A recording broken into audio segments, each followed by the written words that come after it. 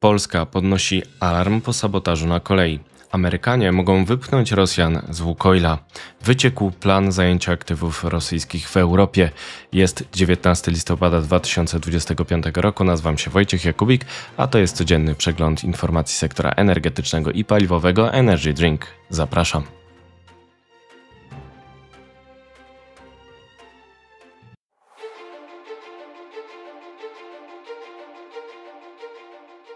Partnerem kanału Energy Drink jest Orlen. Nagrywam dla Państwa w trudnych warunkach przez trudny lot i trudne godziny. Jestem w Maroko, będę tutaj brał udział w konferencji zorganizowanej przez naszą ambasadę, więc proszę o wybaczenie tych warunków i przechodzę do rzeczy, czyli do informacji dnia. Plan konfiskaty aktywów Rosji wyciekł do mediów.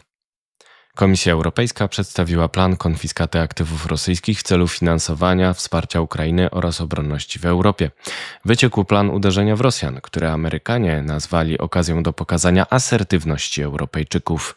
Euronews dotarł do listu przewodniczącej Ursuli von der Leyen do liderów europejskich opisującego plusy i minusy różnych opcji branych pod uwagę przez Komisję Europejską przed następnym szczytem w grudniu. Cytuję: Europa nie może sobie pozwolić na paraliż, czy to przez wahanie, czy poszukiwanie idealnych lub prostych rozwiązań, które po prostu nie istnieją, napisała przewodnicząca Komisji. Bruksela szacuje, że siły zbrojne Ukrainy będą potrzebowały 83 miliardów euro wsparcia, a jej gospodarka 135 miliardów euro w nadchodzących 2 latach. Dla porównania pomoc przekazana od 2022 roku wyniosła dotąd 66 miliardów euro wsparcia wojskowego i 100 miliardów finansowego. Oprócz tego przekazano 3,7 miliardów euro przychodów z obrotu zamrożonymi aktywami rosyjskimi. Wykorzystanie tego źródła jest jedną z rozważanych opcji. Pierwsza możliwość to przyznanie bezzwrotnych grantów przez koalicję chętnych albo wszystkie kraje unijne. Jest to jednak wyzwanie ze względu na i tak duży deficyt Europejczyków. Alternatywa to wykorzystanie zamrożonych aktywów rosyjskich zarządzanych przez Euroclear w Brukseli. Są warte 185 miliardów euro. Unia mogłaby przekazać z nich 140 miliardów euro Ukrainie w imieniu swoim w formie pożyczki. Zostałaby ona spłacona po zakończeniu wojny z uwzględnieniem reparacji opłaconych przez Rosjan. Potem Europa opłaciłaby Euroclear, a ten przekazałby pieniądze Rosjanom. List Komisji to odpowiedź na obawy Belgii, która dotąd blokowała wykorzystanie aktywów rosyjskich. Obawia się ona spraw sądowych na podstawie traktatu o inwestycjach z 1989 roku, na mocy którego toczyły się już sprawy rosyjskich oligarchów. Odpowiedź to gwarancja państw członkowskich pozwalająca uiścić ewentualne zaległości i potencjalne pretensje Rosjan po zakończeniu wojny oraz opłaceniu reparacji.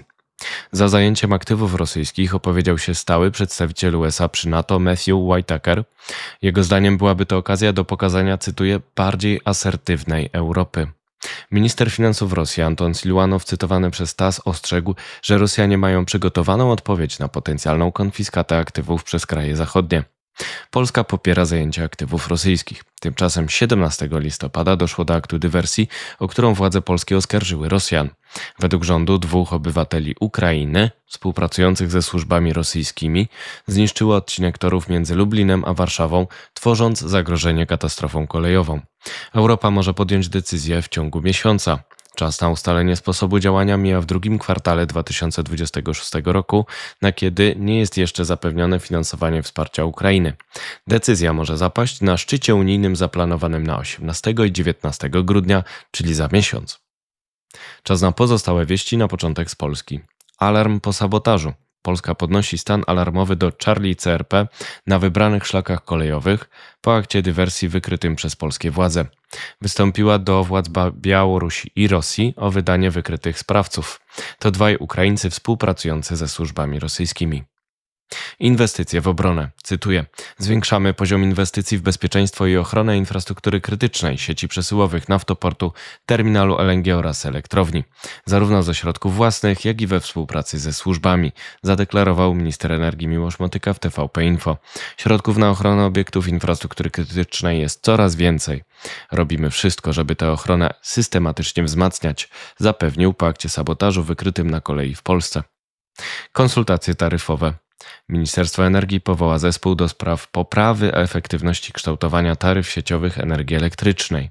Zdaniem Joanny Pandery z Forum Energii to sposób, aby, cytuję, było taniej, poprawiała się elastyczność systemu, zachęcić odbiorców do współpracy. Forum postulowało takie zmiany w raporcie sprzed 4 lat. Wiatraki naprzód. Orlen uzyskał decyzję środowiskową w sprawie Baltic East, drugiej morskiej farmy wiatrowej tej spółki. Inwestycja o mocy około gigawata zasili ponad 1,25 milionów gospodarstw domowych. Decyzja środowiskowa dla Baltic East to warunek udziału tego projektu w pierwszej w Polsce aukcji offshore wind zaplanowanej na grudzień. Teraz wieści z Europy. Prywatna spółka z Ukrainy rzuca wyzwanie Polakom w sektorze LNG. Ukraiński Ditex prowadził pierwszy ładunek LNG z USA przez gazoport w Kłajpedzie. To prywatna spółka, która chce dostarczać gaz także do krajów bałtyckich, Polski i całej Europy Środkowo-Wschodniej. Ditex zamierza wykorzystywać w tym celu terminale w Grecji oraz na Litwie. Warto przypomnieć, że polski Orlen negocjuje umowę długoterminową z Naftogazem Ukrainy i realizował z nią już kilka doraźnych. Powrót wyklętych. Tankowce LNG z Rosji objęte sankcjami wobec projektu Arctic LNG 2 należącego do Nowateku wróciły na wody norweskie wraz z zamarznięciem północnego szlaku morskiego. Gazowce mają trafić do Europy. Od 2026 roku mogą się skończyć kontrakty na LNG z Rosji w razie wdrożenia regulacji REPowerEU w Unii Europejskiej. Norwegia zapowiedziała kontrolę tankowców naftowych floty Widmo. Nie wiadomo, czy będzie kontrolować także gazowce. Serbia w potrzasku. Belgrad rozważa nacjonalizację aktywów Gazprom Nieftu w spółce NIS zarządzającej rafinerią Pančevo, niezbędną do usług krytycznych państwa. Obawia się jednak odwetu Gazpromu, który jest jedynym dostawcą gazu do tego kraju. USA dały czas do 13 lutego na zmianę właściciela. Teraz wieści ze świata. Sankcje działają. Departament Skarbu USA ocenia, że sankcje wobec Rosnieftu i Łukoila odnoszą zamierzony skutek w postaci ograniczenia przychodów rosyjskich oraz obniżenia ceny ropy w Rosji, a przez to ograniczając możliwość tego kraju finansowania wojny na Ukrainie, ocenia resort. Termin wejścia sankcji w życie to 21 listopada. Będą kolejne sankcje. Senator republikański Lindsey Graham zapowiedział, że, cytuję, dzięki błogosławieństwu prezydenta Donalda Trumpa Kongres rozpocznie pracę nad ustawą wprowadzającą nowe sankcje wobec Rosji. Nie jest jasne, czy chodzi o cła 100% na dostawy ropy do krajów trzecich proponowane od kwietnia, czy jakiś nowy akt. Amerykanie w miejsce Rosjan? ExxonMobil i Chevron mają według Reutersa rozważać przejęcie udziałów Łukoila w kazachskich polach naftowych Karachaganak i Tengiz. Ropa Kazachstanu jest słana w świat przez naftoport w Noworosyjsku w Rosji. Sankcje USA mogą pozbawić Rosjan wpływów na całym świecie. Depresja naftowa trwa. S&P Global Platts oblicza, że od sierpnia w 9 rafineriach rosyjskich łączna moc przerobu 1,8 milionów baryłek dziennie była wyłączona z użytku. Obniżyła przerób w Rosji do 4,8 miliona baryłek dziennie w październiku, czyli do poziomu najniższego od 15 lat. Eksport produktów naftowych z Rosji spadł do 700 tysięcy baryłek dziennie w tygodniu kończącym się 12 października. To poziom najniższy od dekady. Groźba z Chin. Międzynarodowa Agencja Energii odpowiada w corocznym raporcie na zagrożenie limitami eksportu surowców krytycznych i metali ziem rzadkich z Chin.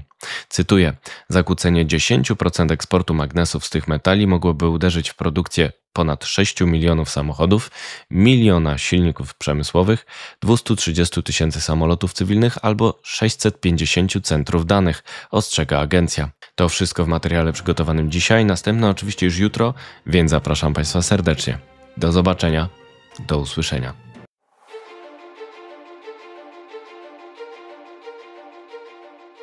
Partnerem kanału Energy Drink jest Orlen.